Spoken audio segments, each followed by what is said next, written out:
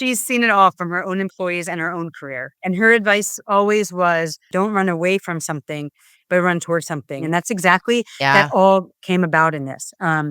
And I think this opportunity was exactly that. I'm not running from anything. I'm sad to leave, but an opportunity came and I'm going for it.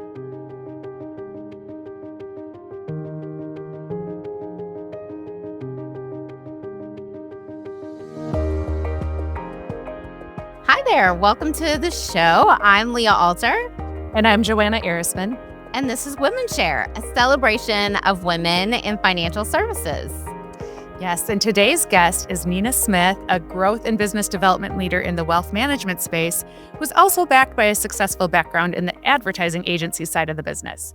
And Nina is joining us today at an exciting time in her career as she's transitioning from a 7-year tenure at Kendall Capital, a DC-based wealth management firm, to a new role at a much larger enterprise, UBS. So we're very interested to hear more about that in today's episode.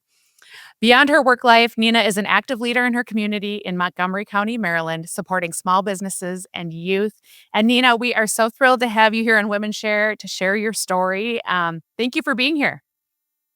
Thank you so much for having me. I'm really honored to be on the show, and it's nice to meet you. Nice to meet you too. You too. And we want to take a moment and thank this episode's Pay It Forward sponsor, Gregory FCA.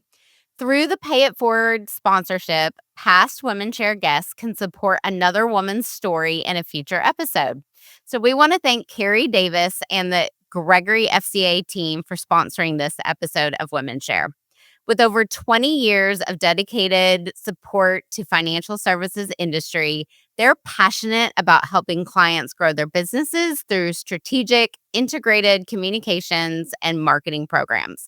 You can learn more about them at gregoryfca.com. And Nina, we are just so excited to get into it with you today. Thank you so much for joining us. As Joanna mentioned in your intro, you're in the midst of a really cool transition into this new role at UBS. And you shared with us that you're choosing this change even though things were really good in your prior role. So what really inspired you to start this new adventure? It's a great question. Also, thank you to the sponsor. I appreciate you supporting this. Things weren't just good. They were great. People, when I told about leaving the job, were like, but you love your job. And I'm like, and I still do. But back in January, a recruiter reached out to me. They found me on LinkedIn and it told me the firm UBS. And I was interested enough to talk. And I had 3 rounds of virtual interviews. It was great, a great fit, a great next step. And right before the next round, I just withdrew from consideration, actually. I'd say scared. Why leave a good thing? And but I didn't want to spin anyone's wheels on the other end. They're a busy team, and I just wanted to be respectful, so I did. And then that was that. And then about 6 weeks later, I was regretting it. I hadn't even met anyone in person; they were all virtual, and I just wanted to revisit it. And so I did. I reached out to the recruiter, and she was surprised to hear from me, but happy. And I said, would they be willing to talk to me again? And she says, I will check. I think they're going to be surprised, but probably happy to hear from you. Within a few days, I was in downtown DC meeting in person with 3 of the team members. I felt so happy that I went back to them and that they were willing to meet. And it was great. And we kind of just went from there. And, with a bigger company, it's definitely a process. But within a couple weeks, there was an offer. A week later, I think it was my future soon-to-be boss and his wife went to dinner with me and my girlfriend, Melanie, my partner, in DC, and that really sealed the deal. He's wonderful. His wife was. We had the best night. So that's how it happened. Things are good. My last day was yesterday, and it's definitely bittersweet, but I'm going for it. And I think that's what really stood out to us when we had our first exchanges with you and just learned about your story and your background. And there's something to this theme of women trusting their gut on some of these opportunities and having the courage. Like, it kind of feels like a audacious thing to be like, I'm super happy and this is actually a great time to explore new opportunities, right? Which that stuck out for me because I think in my past, I've waited until things are to the point of being unhappy, and you just come at it from such a different posture. And I didn't even know you went back. You had withdrawn. So that's a cool twist. I had, yes.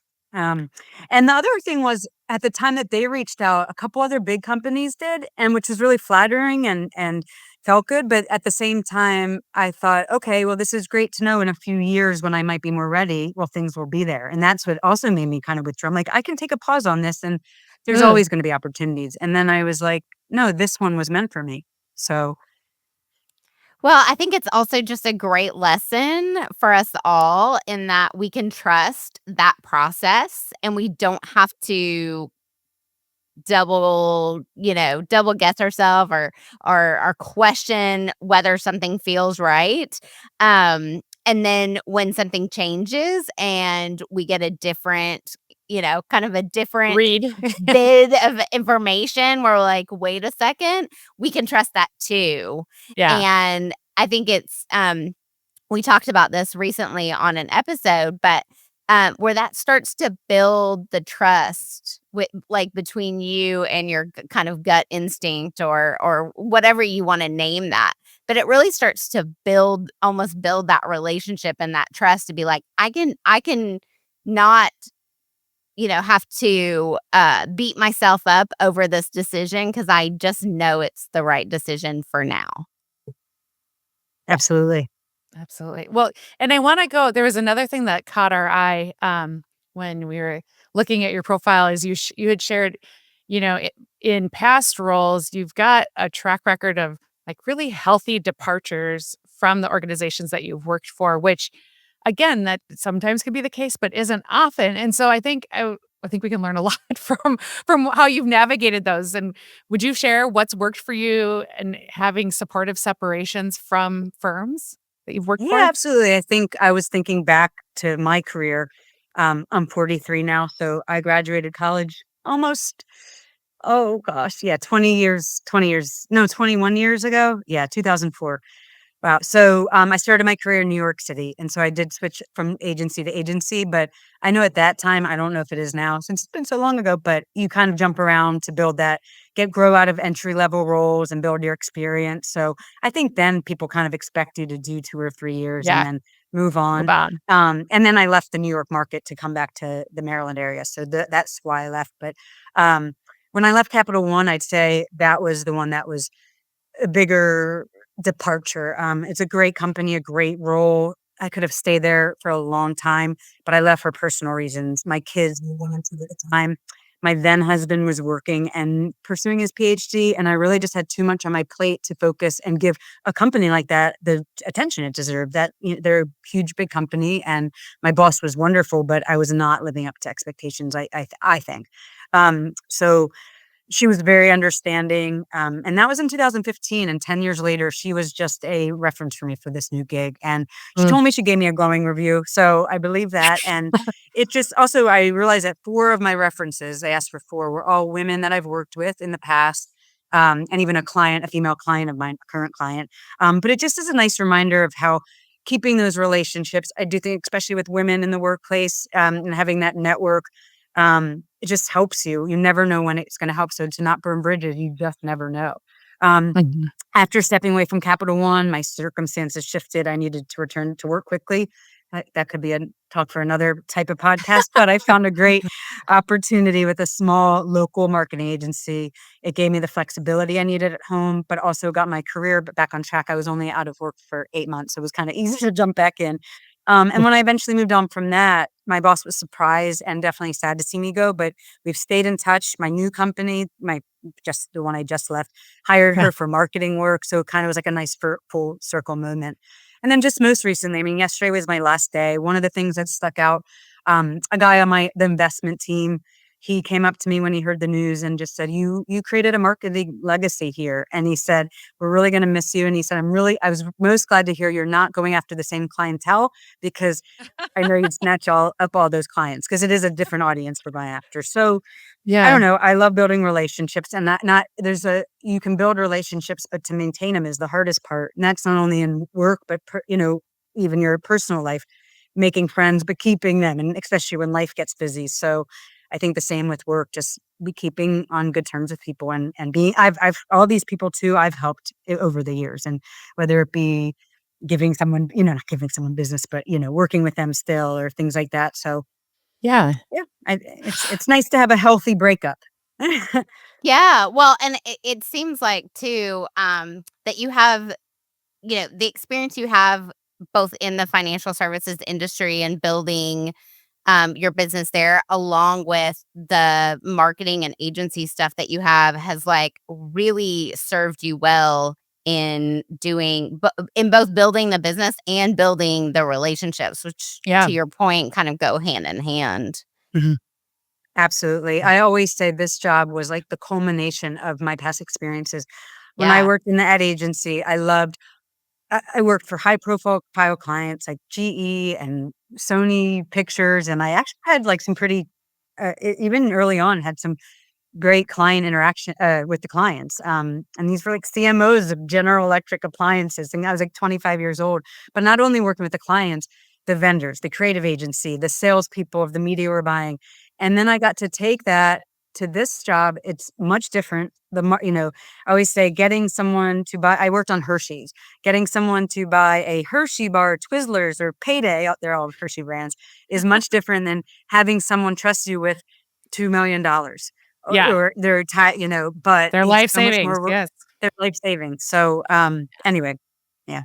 Did you ever let employers know when you were getting to the point, like, I'm starting to look like, I feel like it's a little bit of a double-edged sword. You don't like, you want to have a really good transition, especially if you've been there a long time and there's planning that needs to be done, but you also don't want to be perceived as like being checked out or, not giving your all.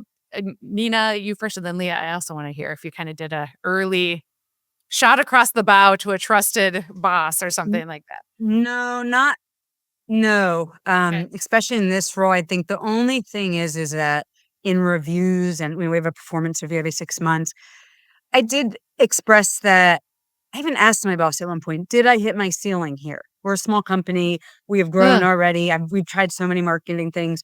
Did I hit my ceiling?" And the answer wasn't yes. I think the answer was let's fit. It enabled him and encouraged him to give me more autonomy. Even, like we had done TV commercials with my boss and another CFP that were actually in the commercial, and I said, "Well, I want to be in one." I was in one.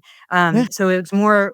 I didn't say I was looking because I wasn't. It was more, what can I do to stay here and just grow more and do different things. But I never said, or not. It wasn't a, if I don't, I'm going to leave. It just, No. that was the only kind of alluding to, should I be here? But no, I never led on to looking, and I wasn't looking. Like I said, Yeah, that's true. wasn't You even weren't. Yeah. looking. So Yeah, yeah. I did. Yeah. Yeah. What about Um, you, Leah? well, so I remember distinctly, we had a department meeting. I was on a marketing team at a financial services company, and we were at a big kind of team planning meeting, and I point blank said to my boss, "What is the plan for advisor marketing?" Because that's what I was in charge of. And she looked right at me and said, "There's no plan." And that for me was like, I knew at that point that I'd done all that I could do for the organization I was at, because I Mhm. needed buy-in from executive leadership and financial uh, investment in the Yeah. programs to be able to go further than I'd gone, and I wasn't going to get it. And that was like a big pivoting point. So I think that that was like probably a good indicator to the team that the end was near. Yeah. um but it was still a bit of a shock, I think, when I did I had been there for 11 years. So I think a lot of people thought I was going to be a lifer. Which we kinda joked about at the organization for people who stay a long time, and I would have been had they made that investment. I loved the work that I was doing. So, um, But I definitely was strategic about where I went. I didn't go to a competitor when I left. And to your point, Nina, that helps keep that bridge intact. And I still have wonderful relationships with everyone at the organization because of that.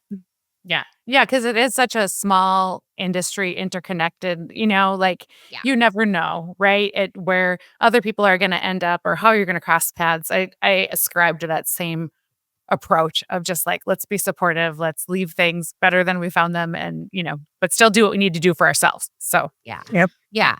It's hard to take the personal side of the work we do out. But a lot of times it serves us better when we can separate, like, it's not that they weren't investing in Leah, in me, right? Yeah. It just that what the work I was doing wasn't a priority for the organization. It took me a long time to not take that personally. Yeah. And as a reflection of me or the work I was doing, which it was not.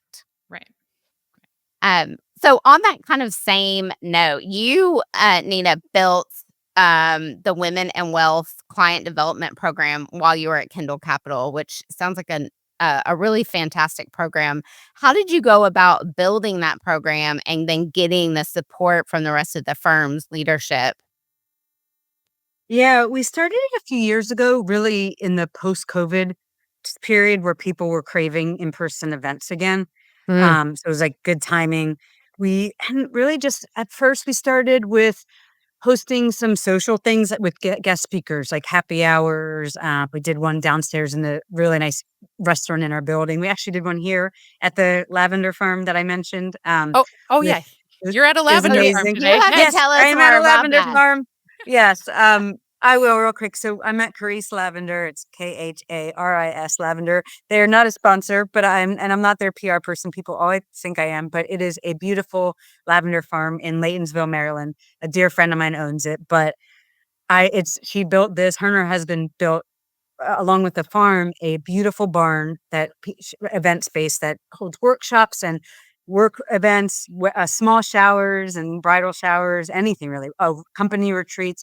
But upstairs, there's this loft area it's like a living room and office. And my dear friend Claudia said, you can use this office anytime. And so that's where I am. And it smells good. And she is downstairs making hand soap and I'm up here and it's just an amazing place. You're up here on a podcast. Yes, I'm up here on a podcast at the Lavender so Farm. good. But we did host an event here. Actually, I hosted a Women in Wealth event. I'm on a board of an organization called the Montgomery County Small Business Association. We did a huge event here last August. It was like 70 people. Anyway, back to Women in Wealth. We did, and then after like the social things with a speaker and a topic, we started doing. I did some pickleball events, and we kind of just stuck. Yeah, it's awesome. If for anyone out there listening, if you haven't played, you should. It's very fun. It's social. It's healthy. It's active. It's accessible. It's easy to learn. But it was nice because it became very turnkey. So instead of doing the speakers and themes and things like that, which are great. We did, it was much easier to execute. And then you had people that were coming over and over, bring a friend, hopefully a prospect, someone that we had a couple like prospect meetings out of it, but it was for our clients and the team. So it was easy. There's all these indoor places now. This one's called Del Dinkers, but we book like 3 to 4 courts. So you'd have like 16, 20 people, an instructor for the first hour, and which is really nice. I suggest if you're doing something like that to do that because a lot of people haven't played or they've played but haven't actually learned the rules, and it is kind of important. So you have an instructor for the first hour, but other courts, it just was a success, a hit. We actually just got branded pickleball paddles. I won't be able to use them, so that's kind of sad. But in terms of support, my boss always was he empowered us, and especially me as the marketing person. In my 7 years, we tried a lot of things from the basic events and webinars and newsletters that I think every firm does, but we then evolved and did different things, did this Women in Wealth, we did the TV commercials. And so if something wasn't successful, we learned and moved on, but we didn't necessarily think it was a failure. But the Women in Wealth were successful. And I know that the team my current team is going to continue doing them. My the person who's going to take over for me I saw her like making like an invite for like a spring fling kind of thing. So I think also, and I always said like some of the husbands would say, well, isn't there going to be a golf thing, or can we come to the pickleball? And I'd say, yeah. And then I actually like proposed it and invited some of the husbands or male clients, and like, no, thanks. Like I'm like, so I just kept with it with just the women. So Well, and so it was Right. more about community building than like deeper financial education going yes. on. Okay. Yeah. Instead of like making it a topic or things like that. And I think you can do it both ways. There's value to having the speakers and all that, but this was more community engagement, have fun. It's healthy. We called it Women in Wealth, and that would be like health. And Yeah. Yeah. so just very simple, not expensive. And also I think one thing my boss that I'd say in terms of support is it was never a quota. There was never a mandate. If you do this event, you better come back with 6 emails of prospects, or You're right. and the team was never built like that. So it was very, although it's great to get a prospect, when you don't have that pressure of it, it's more kind of light and fun. And I would imagine that translates to the people attending, right? Yeah. Doesn't It's like they're feel not salesy. We give them a bag of our swag and these books that we have that are awesome, but it's not salesy, I don't think. it's a good brand experience and leave Yes. it there. Yes. Yeah, yeah. Okay, then I want to pivot a little bit away from the work side of things or, specific kind of marketing tactics, but you also talked about the balance between co-parenting and your career. So I would love to hear your perspective of what have you learned as a mother and a businesswoman over the years? Yeah, I've learned a lot on this topic. Probably too much to cover today, but honestly, the biggest thing is that my first job is being a mom. Everything else, including being a businesswoman, comes after that. Like I mentioned, my kids were 1 and 2 when I was at Capital One. They're 10 and 11 now. They're about to be in 5th and 7th grade, so it's all still a balance, even more so. And they've definitely noticed over the past few years, especially my daughter, probably she's younger, how my work responsibilities have grown, Ugh. and more late night meetings and travel and events, and just my head is more focused on it. And now I've thrown them for a bit of a curveball by saying there's, going to be even more of that now with a more challenging job probably. And from their perspective, it probably seems like a loss in some ways, but I try to help them see the upside as well as me, because I want them to see me as a role model and someone who Yes. isn't just going to be complacent and take on new challenges. And to be honest, my son is 11 and a half, almost 12, and he's at that point where he doesn't even want me around anyway. So it's a blessing in disguise for him. But again, they're still kids and they need me. And I've been lucky to work for employers who respect and support the family first mentality. And I know my soon to be team will as well. I mean, don't get me wrong. I work really hard and I'm pretty much always accessible. My daughter will be like, "Why are you on your phone?" I'm like, "Well, it's work." And I It's try not not to do that, TikTok. but It's work. it, Yeah. it's yeah, exactly. Why are you? I'm like, she's like, "No, I see it's not." I'm like, "It really is." And I can't wait to get going on the new role. But my mental checklist, like all working moms or moms, is toggling between work and carpools and what tournament is this weekend. And they're in the thick of it. Mhm. They're, Yeah. just getting to that sweet spot of being really busy.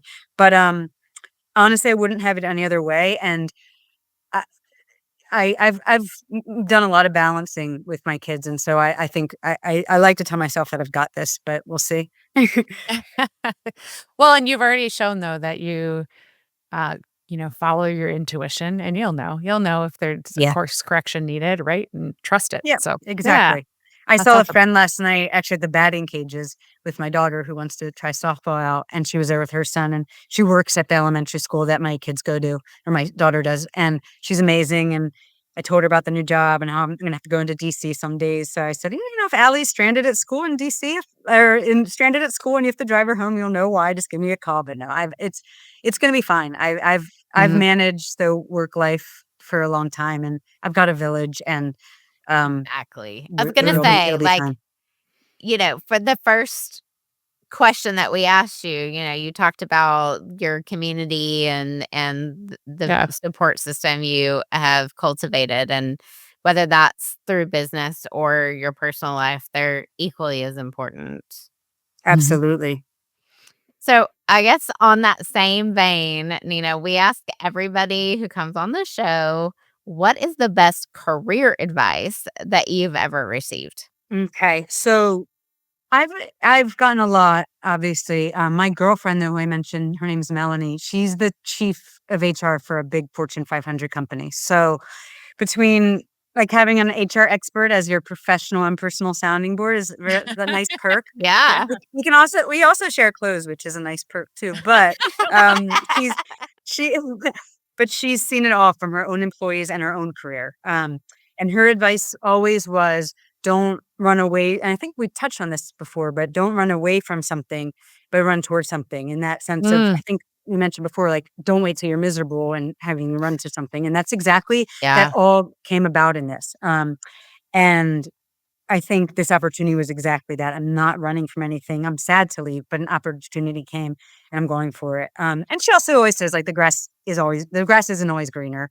And I know that going into this, it is not going to be perfect because no job is, but I'm going into it with like eyes wide open. And I'd say the other thing, and this is important too, my mom was a great role model. She worked her butt off. She got her PhD. She had some really high profile gigs. And then my sisters, one works at University of Maryland, but she also got her career coaching certificate. And my older sister is a CEO of a company.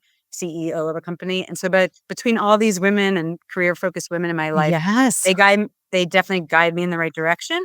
Even actually, it's funny when I told them about this possibility of this job, they were like, "You're crazy. Why would you complicate your life more? Maybe not yet." Like, but then they got on board, and I kind of had to explain it to them a little more, and they're totally supportive now. But it's like more reason. Like I hope it's success. It's got to be successful because I need to prove them wrong that I wasn't crazy. So, Yeah. so yeah, no, I've had great role models, female and not female, of people in my life that can guide me in the right direction and tell me when I'm crazy, even though I didn't listen to them. But Well, it sounds like it's quite the like power circle of women around you. yes, oh cool. yes, That's yes, really cool. it's So awesome. outside of the career things we've celebrated today, this podcast is about celebrating women in the industry in general. So what else can Leah and I join you in celebrating right now? Well, right now I would say it was Mother's Day the other day, so we should. I had a great Mother's Day. I think it was one of my favorite Mother's Days as my kids are getting older and appreciate everything more. So I'd say let's all celebrate whether you're a working mom, a um, stay-at-home mom, a soon-to-be mom, a dog mom. I don't know. Just celebrate. It's hard. Or just a woman in general. It's hard. It's hard to balance it all. So Yes. celebrate that. And then I know this doesn't air for like 2 months. So what I'm hoping when this airs is that I wish to celebrate success in my new gig. That's it. So kind of Yeah. a forward-thinking And that good celebration. energy. Yes, to the Yeah. future, Nina. Yes. Yes. I love Yes. You'll have to keep us posted on how it's going and I absolutely will. and all of that. We love to keep up with everybody. This has just I been such a will. great conversation. Nina, thank you for being here and sharing your story. We're just all so excited for what's on the horizon for you. And I know probably a lot of people listening want to connect with you. So what is the best way that they can do that?